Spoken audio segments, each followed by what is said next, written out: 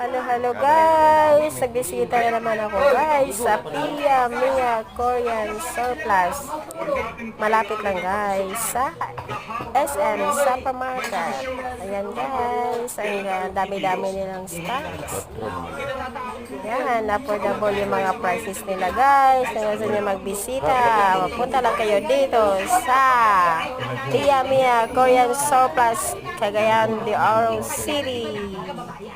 Ayan guys, talagang mag-i-enjoy kayo guys. Ayan, may mga bags, piano, may mga kitchenware, mayroon din sa mga bed, aparador, cabinets, chairs.